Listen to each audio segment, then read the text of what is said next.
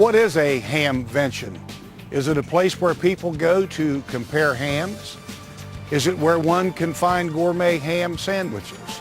Oh, I think not. A hamvention is a place where amateur ham radio operators go to find new goods, go to flea markets, look for new products, and to sell products. This year in Hamvention 2012 in Trotwood, Ohio, approximately 20 to 25,000 ham radio operators will come to compare notes and to meet old friends from previous hamventions. This hamvention this year is the 61st year in the Dayton area. It is the largest hamvention in the world. We have people from Qatar, India, Italy, England, Germany, Japan, you name it, they're here at Hamvention this year. Let's go inside and find out what Hamvention has to offer.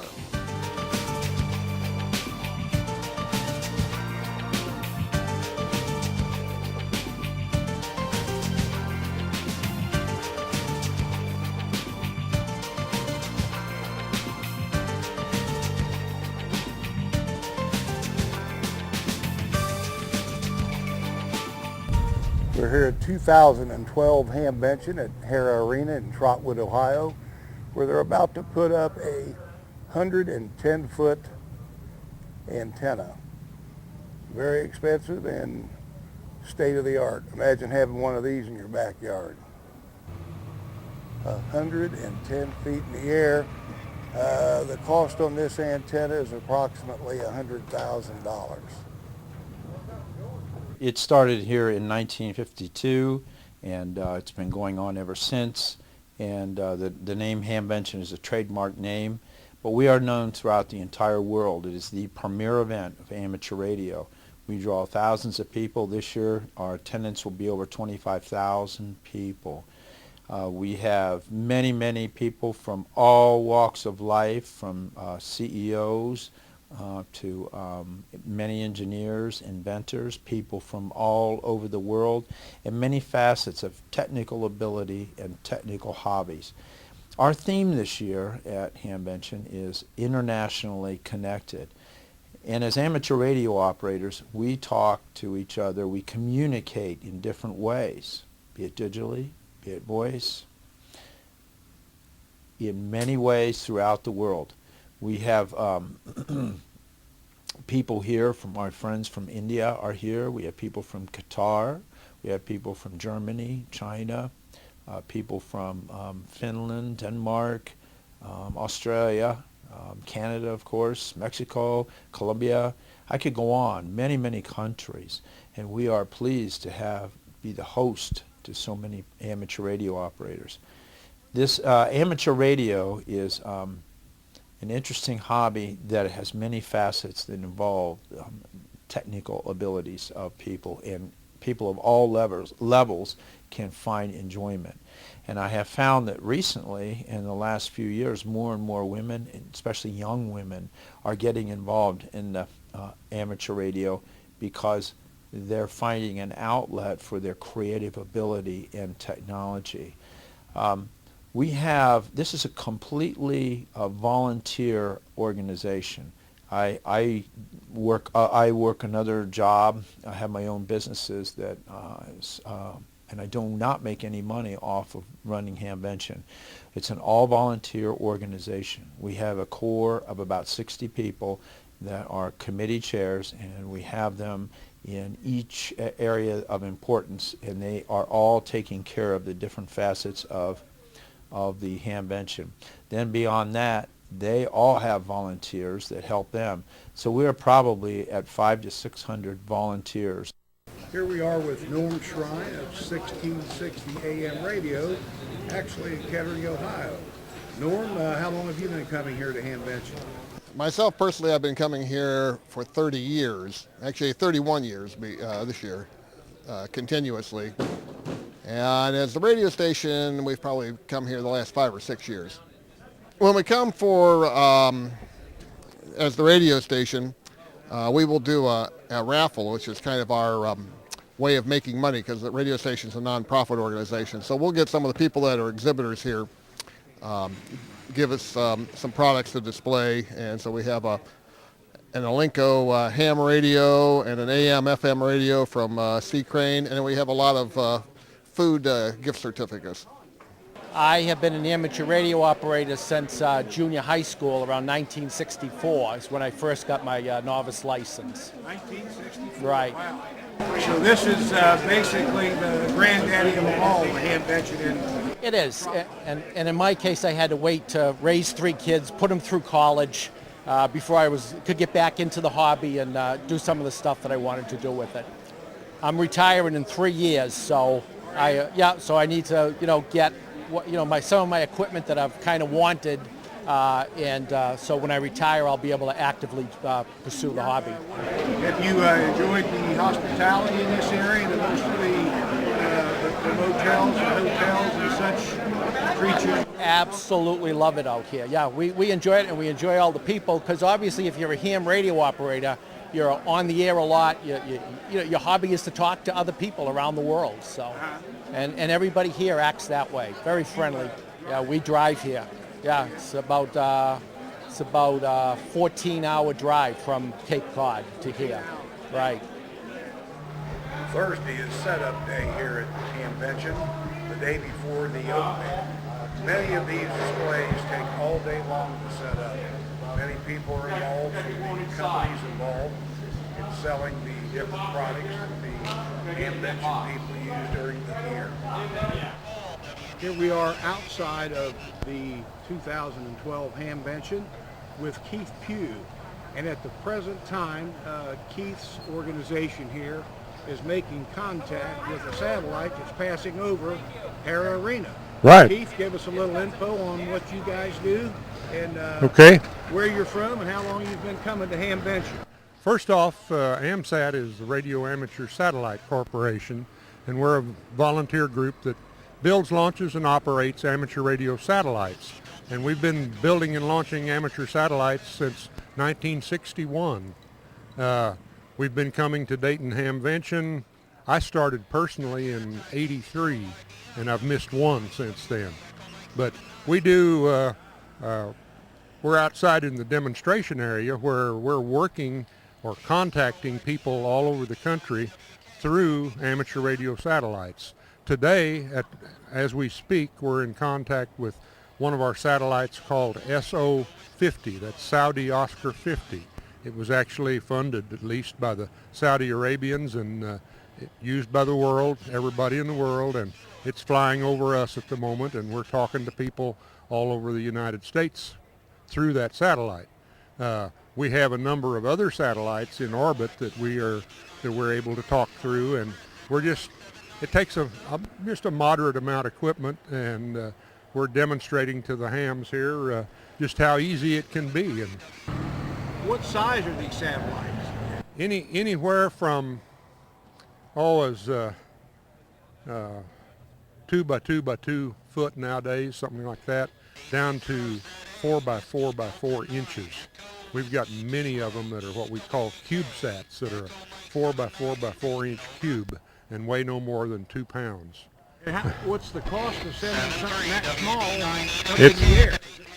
It can be pretty expensive, and we have to be rather inventive with how we raise funds or twist arms. Initially, we went on experimental rocket launches and took the risk of not making it, but we couldn't afford anything else, so we went in lieu of ballast to prove the lift capability of a rocket, and went that way. We still try to get that type of thing, but as rockets are more fully developed, it's become a commercial operation, and we have a hard time. Our biggest problem nowadays is raising money for launches. It's easy enough to build them, but it's hard to find the funds to launch them.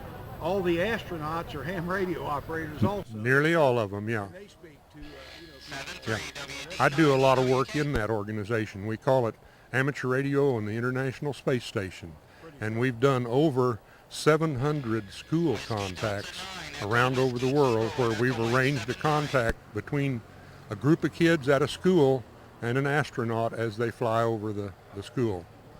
And here at Hamvention 2012, We have a group of people from the National Association for Amateur Radio going to a small class. Many opportunities are here at Hamvention 2012 for people just starting out in the Hamvention, or in the ham radio hobby, I should say.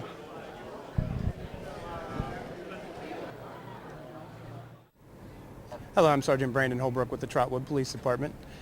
We're here at Hamvention 2012. Generally what we respond to here at the Hamvention is emergencies such as heat exhaustion or things of that nature where people get illnesses or fall and have minor scrapes and bruises.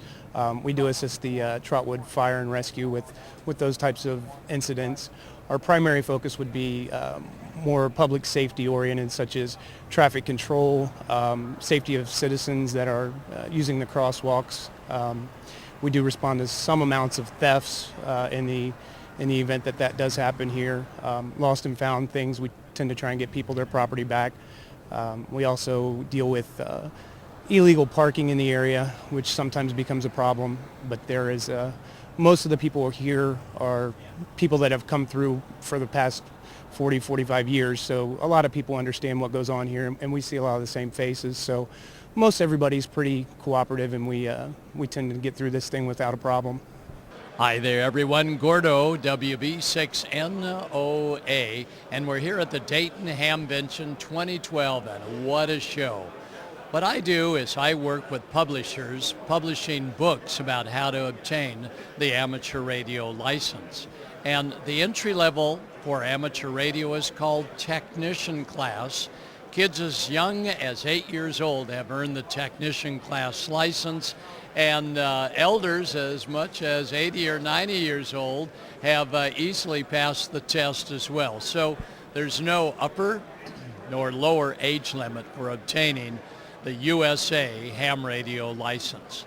The tech test is not a tough one to pass. Questions are multiple choice, and generally everybody that studies my book or listens to the audio, and my voice normally sounds better in the audio than very hoarse today, but those that listen to the audio or play the computer course pass with ease.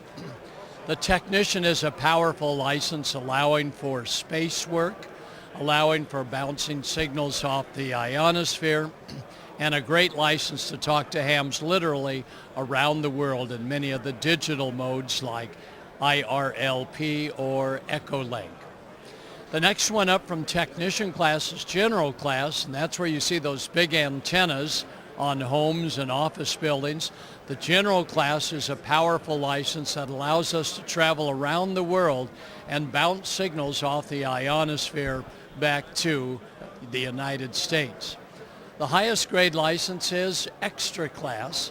Extra class allows us to conduct testing for other ham radio operators here in the USA. The neat thing about ham radio licenses is that here in the United States they are renewable without having to take a test. They're good for 10 years with a 2-year grace period, and the camaraderie among ham radio operators throughout the world. We are an international fellowship of radio operators. So no matter where you meet a ham, in which country or wherever, we all speak a common language of radio, electronics, and dots and dashes, the International Morse Code. So we hope that for those of you thinking about learning more about ham radio will do so, because ham radio is a fabulous hobby. Welcome to Ham Radio, Gordon West, WB6NOA at the Dayton Hamvention 2012. Here we are at Hamvention 2012 with Ron Kramer, the co-chairman of the membership association for the Dayton Amateur Radio Association. Ron, how about telling us a little bit about DARA and what you do as co-chairman? Okay, we have been a radio club, I am not sure, I believe since about the 20s, the 1920s. My position here is co-chair of the membership committee for DARA, and we have about 1,000 members approximately. We are growing in membership right now. As you can see here at the Dayton Hamvention, this is a big year. A lot of people are coming in, a lot of new members today. We are always looking for more members. We do send out newsletters. We try to we have a shack, you might call. It's much better than a shack. Actually, Hamvention supports that. A lot of radios that club members can use. It's open to the club members. We are actually going to Friedrichshafen, Germany. That's in another month, end of June, and we are soliciting new members over there and actually trying to, since we're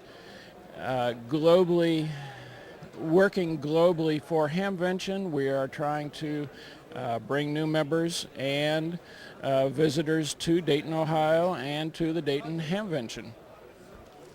Here at Hamvention 2012, we have a young lady building an oscillator and Morse code key.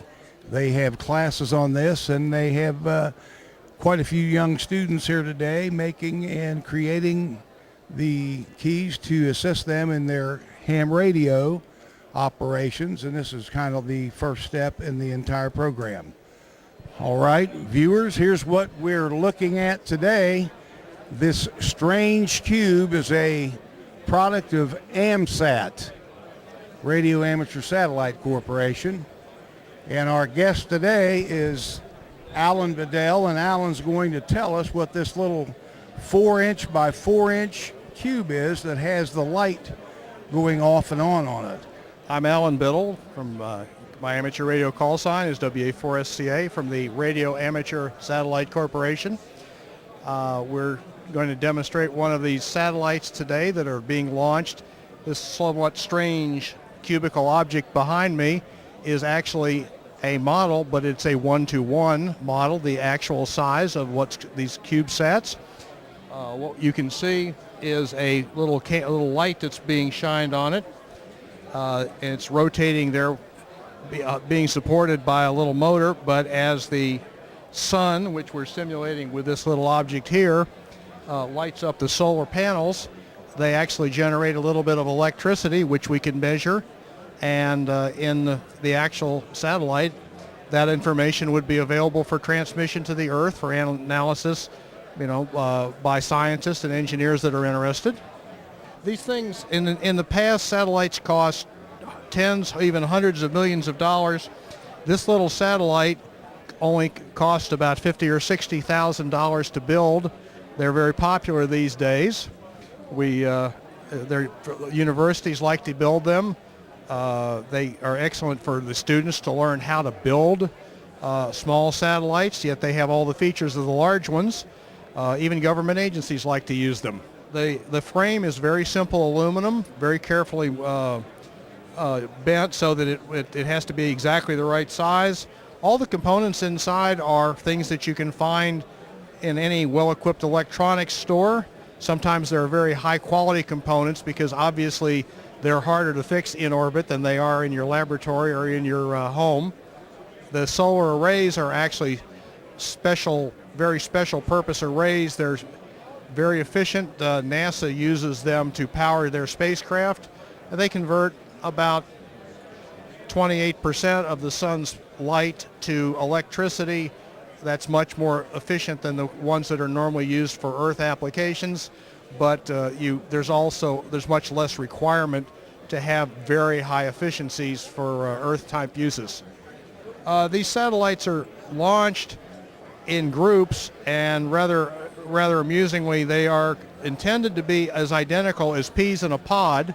They launch 3, 4, or 5, or 6, and they're taken up on rockets.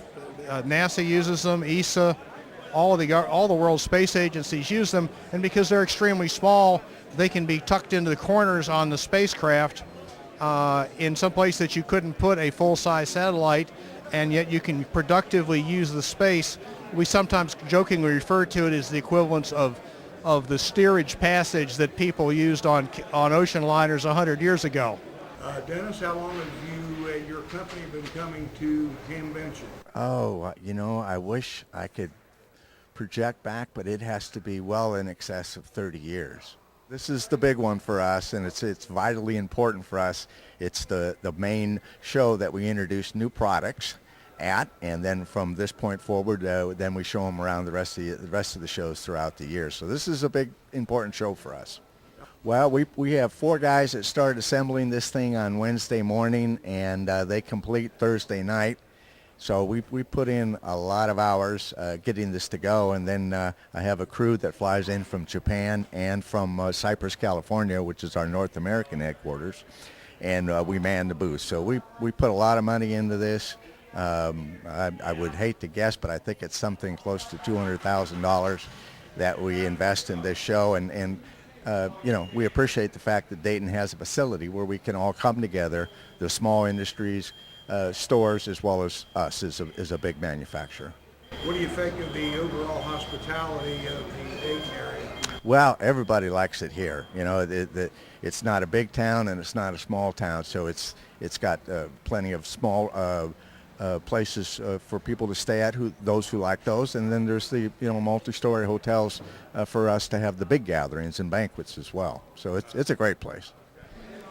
And as you can see behind me, there are literally thousands of people here today at the 2012 Hamvention in Trotwood, Ohio. Vendors from all over the world, people from all over the world have come to Trotwood this weekend, Thursday, Friday, Saturday, to meet old friends and sell their wares to an international market and, of course, our local market. There are people here from India, China, Japan, Germany, Italy, Sweden, Denmark, and we're going to try to interview as many of those people as we can to add a little international flavor to our documentary this year. Hello, I'm Bruna Begali from Italy. I'm I2 RTF's daughter, and this is my 8th time here at the Dayton Hamvention, and it's always a very pleasure to stay here for this event.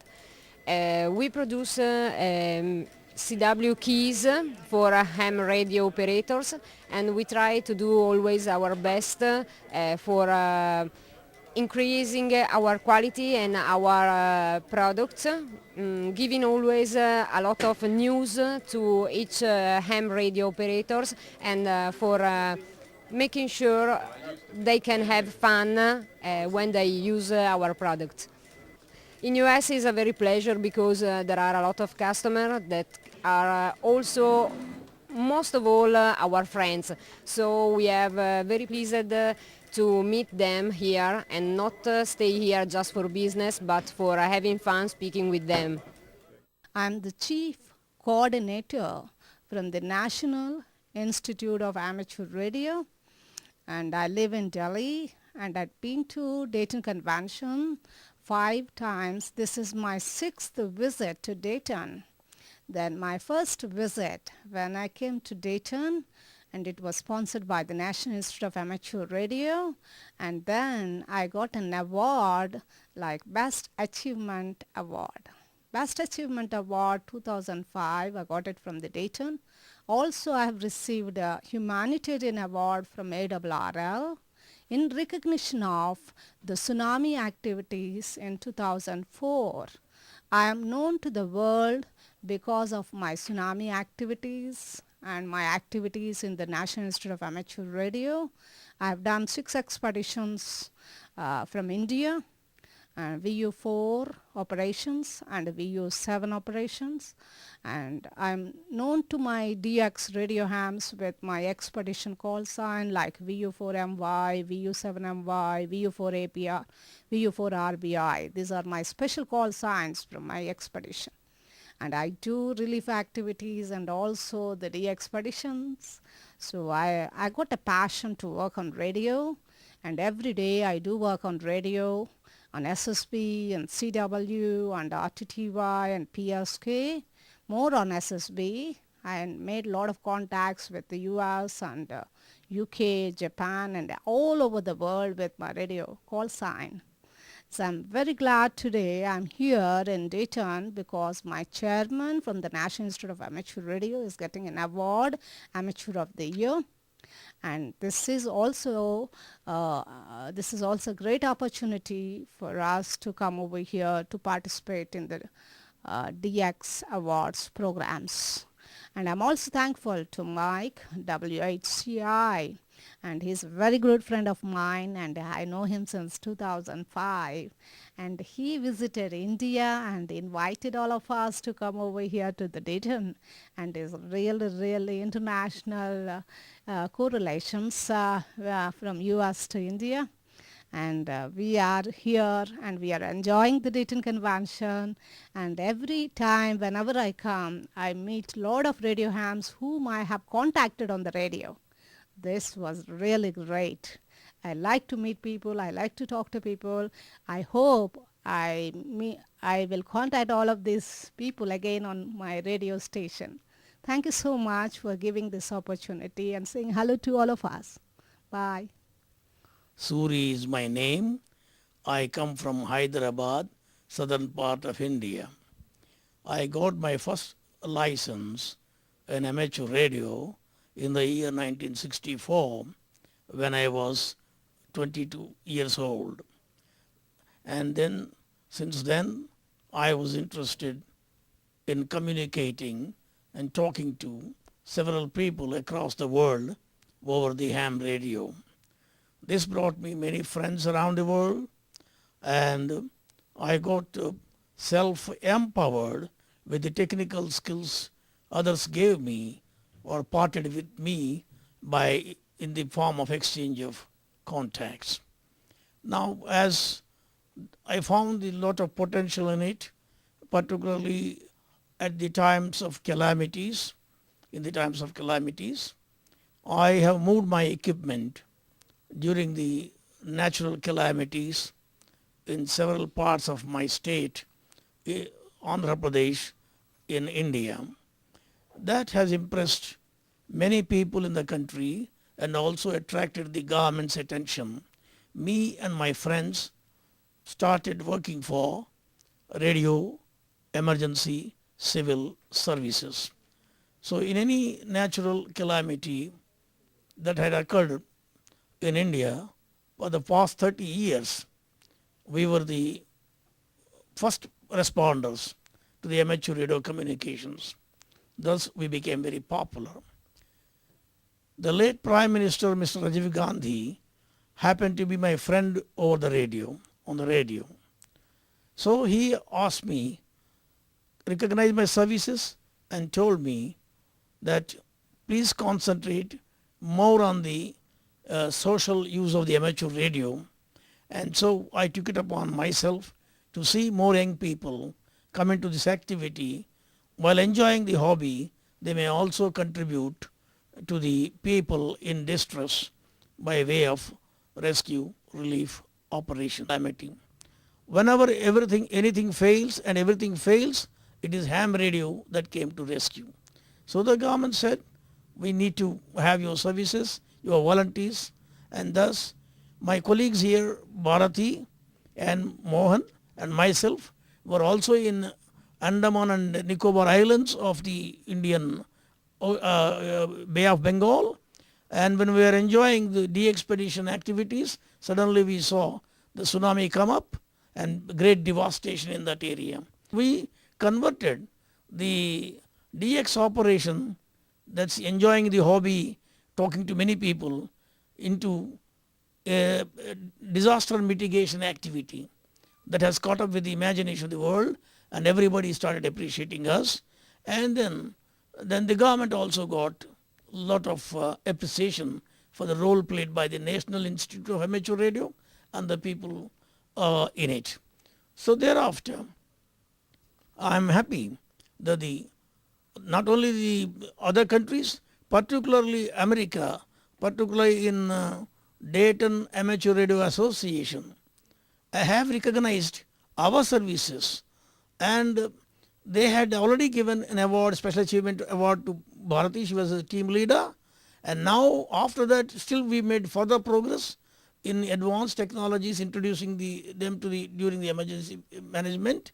Now this is watched by the world, particularly by the Dayton Amateur Radio Association, then the Dayton Hamventions, and they thought it fit to give me an award, and I was really surprised. I didn't expect this award.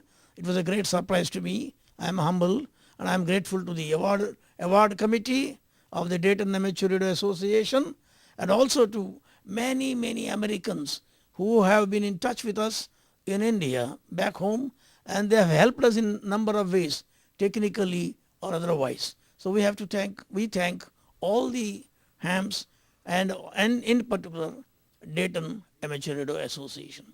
Hello, my name is Mohan, and I'm an amateur radio operator going with the call sign VA2MYH, and I am the director of the National Institute of Amateur Radio, taking care of the administrative and other activities of the organization. And our organization basically promotes and popularizes the amateur radio as a hobby and a service among the youth and the people back in India.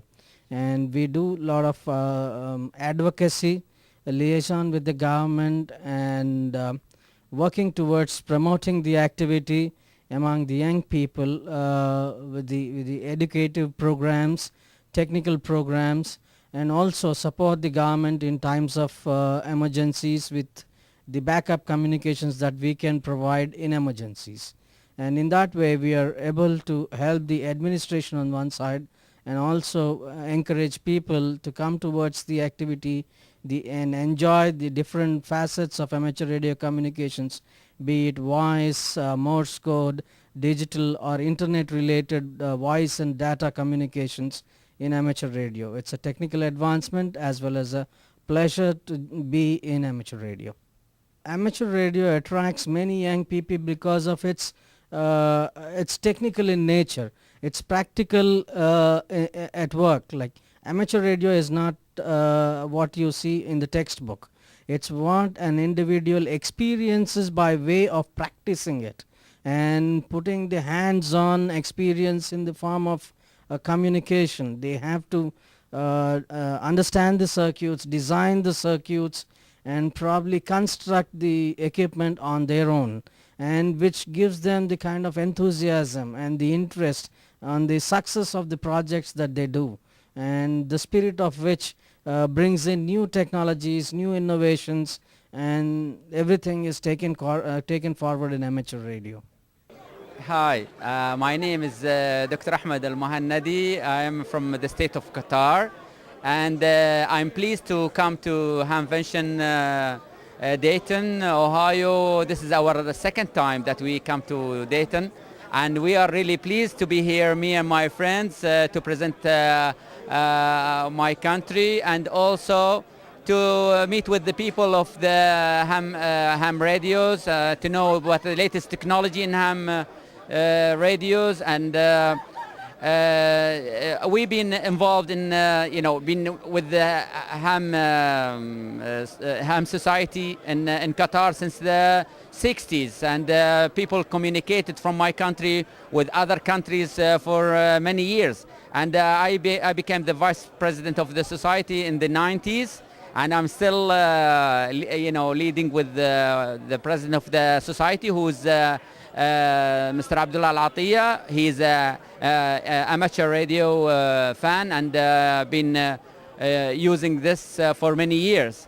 And we are pleased and happy to be here. We love to be here with the people, enjoy the city and the weather and everything.